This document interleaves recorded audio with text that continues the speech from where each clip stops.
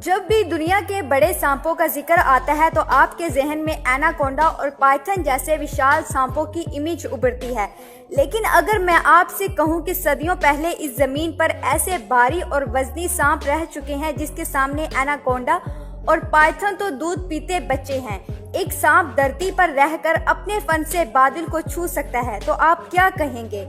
जी हाँ, हम बात कर रहे हैं टाइटानोबोआ नाम के सांप की। आज की इस वीडियो में हम इस सांप की पड़ताल करने वाले हैं, साथ ही इससे जुड़े कुछ रोमांटिक फैक्ट्स पर भी रोशनी डालेंगे। बस आप वीडियो को छोड़कर कहीं नहीं जाइएगा, ये वीडियो आपके रोंगटे खड़े कर देने के लिए तैयार है। टाइटानोबोआ स्नेक।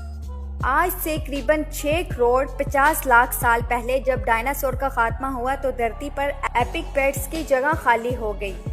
डायनासोर के विनाश के बाद जो जीव बच गए थे, इनके पास बढ़िया मौका था बढ़ने, फूलने और फैलने का।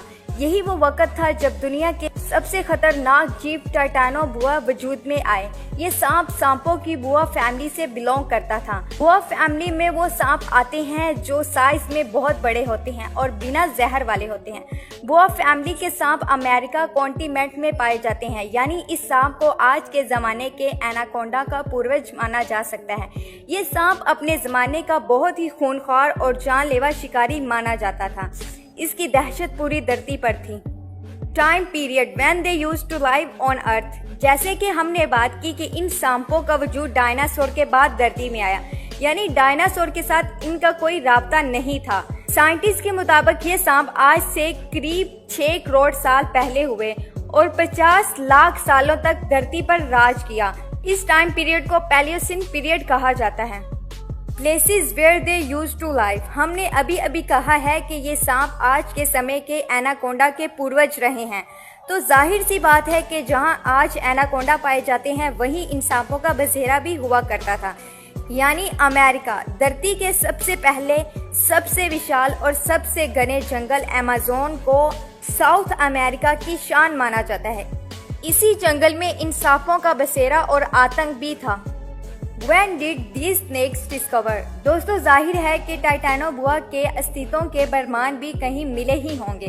जी हाँ, जरूर मिले। 2009 में नॉर्थ कोलंबिया में मौजूद सेज ऑन फाउंडेशन कोयले की खानों ने धरती पर कभी रहने वाले इन सांपों की मौजूदगी के सबूत दिए।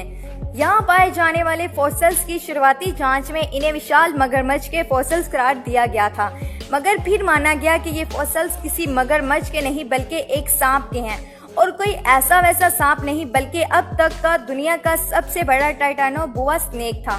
Size of Titanoboa. हम बार बार कह रहे हैं कि टाइटानोबोआ दुनिया का सबसे बड़ा सांप था, पर क्या आपको इसकी साइज का अंदाजा है? गोल्ड माइन से मिलने वाले फॉसिल्स की स्टडी में इस टाइटानोबोआ के साइज का अंदाजा लगाया गया है। ये जानकर आपके होश उड़ जाएंगे कि ये सांप करीब 13 मीटर लगभग 43 फीट लंबे हुआ करते थे। आज के समय के एनाकोंडा की एवरेज साइज सिर्फ 15 से 20 फीट होती है, यानी टाइटानो स्नेक एनाकोंडा से 2 गुना से भी ज्यादा लंबे हुआ करते थे।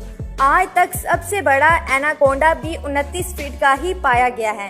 इसी बात से अंदाजा लगा सकते हैं अपने वक्त के टाइटानोबोआ की कैसी दहशत हुआ करती थी, और इनकी चौड़ाई सुनकर तो आपके कान खड़े हो जाएंगे। इन सांपों का डायामीटर करीब 3 फीट हुआ करता था, यानी एक अंदाजा लगाया जाए तो 5th क्लास का एक बच्चा पूरा का पूरा इस सांप पर हॉरिजॉन्टली लेट सकता है। तो वहीं अगर इनके वजन की बात की जाए तो ये करीब 1135 किलोग्राम वजनी हुआ करते थे। वहीं आज के एनाकोंडा से करीब 4.5 गुना ज्यादा भारी। मेरा ख्याल है कि अब टाइटानोबोआ को लेकर आपके मन में कोई डाउट बाकी नहीं रहा होगा। हालांकि कुछ साइंटिस्ट का ये मानना है कि सांपों के फॉसिल्स मिलना बहुत मुश्किल होता है। ऐसे में बहुत मुमकिन है कि टाइटानोबोआ इस तस्वराती साइज से भी बड़ा हो सकता है। अल्लाह का शुक्र है कि ये सांप अब जिंदा नहीं है। तो दोस्तों, हमारी आज की वीडियो का सफर यहीं पर खत्म हुआ, और आपको ये अमेजिंग फैक्ट्स कैसे लगे हमें कमेंट सेक्शन में लाजमी बताएं, और हमारे चैनल को सब्सक्राइब करने के साथ साथ बेल आइकन को प्रेस करें ताकि हमारी हर आने वाली न्यू नोटिफिकेशन सबसे पहले आप तक पहुंच सके। अल्लाह हाफिज।